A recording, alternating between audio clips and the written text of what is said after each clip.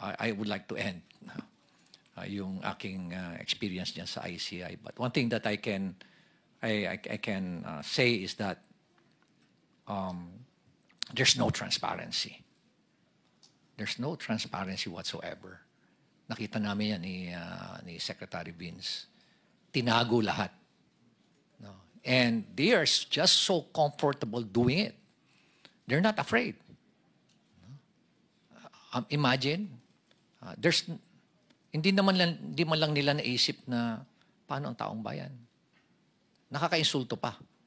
At ito nga, lately nga, sinabi pa na yung involved na congressman dyan, si Saldico, he did not abandon it. It was a sacrifice. My God! Nagdakaw ka ng bayan, kasi sasabihin mo, it was a sacrifice on your part. And it's not an abandonment. Ganyan na ba kababa yung standard natin sa Kongreso, Mr. Chair? Ganyan na ba tayo kawalang hiya ngayon? Manhid, di ba? Napaka callousness, hypocrisy.